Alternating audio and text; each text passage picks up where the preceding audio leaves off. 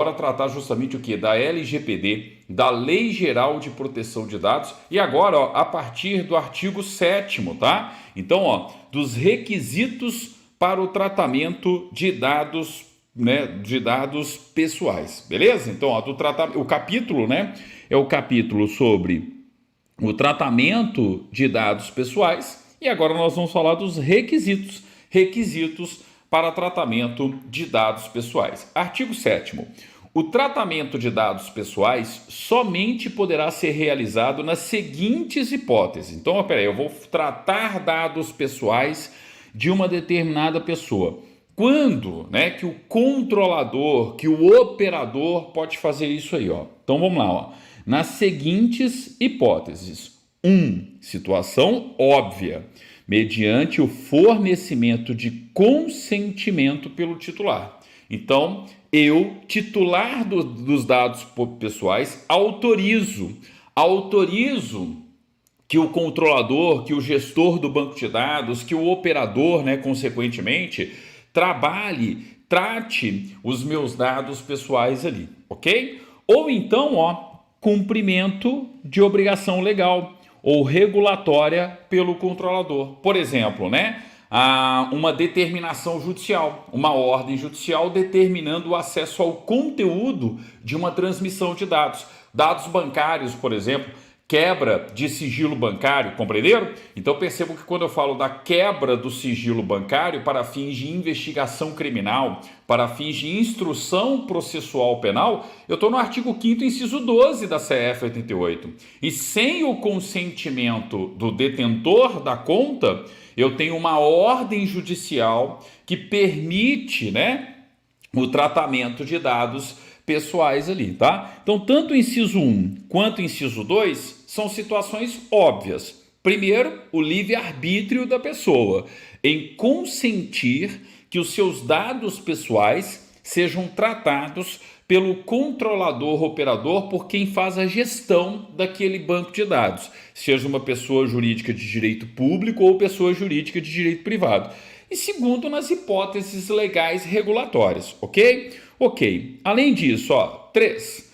Pela administração pública para o tratamento e uso compartilhado de dados necessários à execução de políticas públicas previstas em leis e regulamentos ou respaldadas em contratos, convênios ou instrumentos congêneres, observadas as disposições do capítulo 4 dessa lei. Óbvio, né? Se eu tenho administração pública executando políticas públicas de uma maneira geral, eu preciso planejar e executar a política pública com base em dados estatísticos.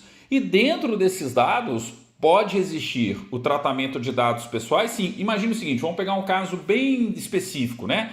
Uma universidade federal. Eu tenho uma autarquia, eu estou falando da administração pública indireta. Então, peraí, de acordo com os dados dos estudantes que estão ali presentes naquela universidade federal, eu tenho a consecução de uma política pública de ensino superior, de educação superior, entenderam?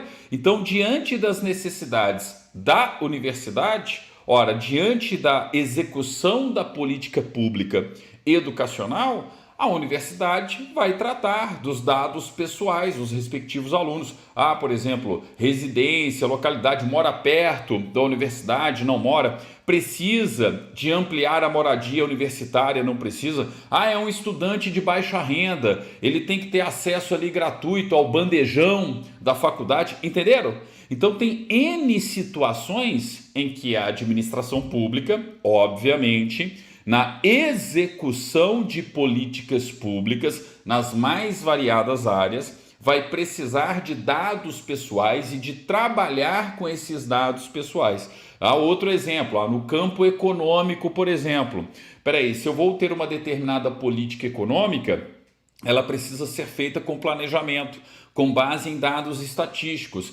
Eu não tenho pesquisas, eu não tenho a PNAD do IBGE, que eu já citei aqui, que é uma pesquisa nos domicílios Brasil afora, então percebo que estou tratando de dados pessoais, necessariamente dados pessoais que irão fomentar essa atividade de pesquisa, né? Então, obviamente, eu posso ter tratamento de dados pessoais, né, por parte da administração pública. Senão, como que a administração pública vai executar as políticas públicas em prol de toda a sociedade, né? Eu preciso ter análise desses dados estatísticos para planejamento e execução de política pública, por exemplo.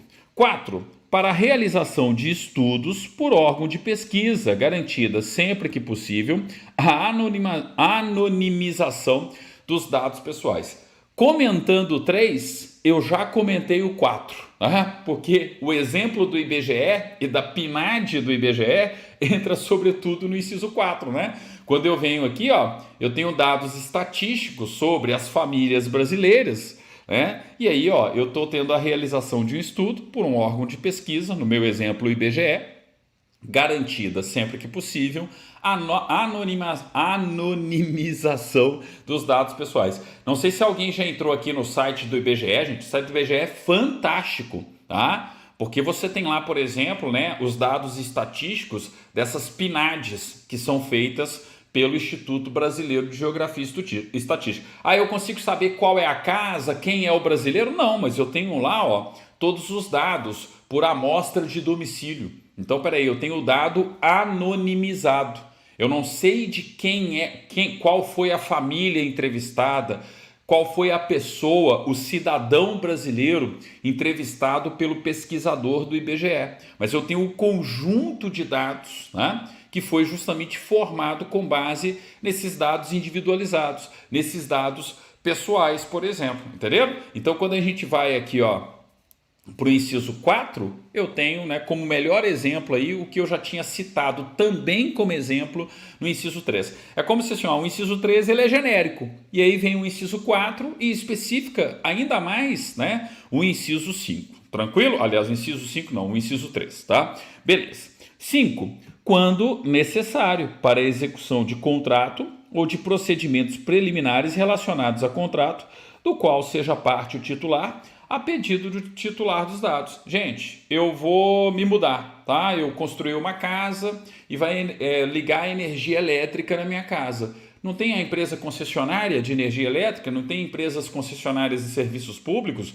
Eu não vou ter um contrato com essa empresa, eu não preciso formalizar os meus dados, informar os meus dados pessoais para aquela empresa concessionária de serviços públicos, seja ela uma empresa pública, uma sociedade de economia mista, uma empresa pública estadual, seja ela uma pessoa jurídica de direito privado no campo privado mesmo, né? Porque a concessionária e a empresa pública também são pessoas jurídicas de direito privado. Mas enfim, seja uma empresa privada, uma empresa privatizada, você tem que passar ali os dados, vai ter um contrato que inclusive é um contrato de adesão, né? Todo mundo ali já sabe quais são as regras e as cláusulas presentes antes mesmo de que seja efetivamente pactuado aquele contrato ali. Mas enfim, eu tenho tratamento de dados pessoais? Claro que sim. Então no inciso 5, uma situação óbvia também. 6. Para o exercício regular de direitos em processo judicial, administrativo ou arbitral.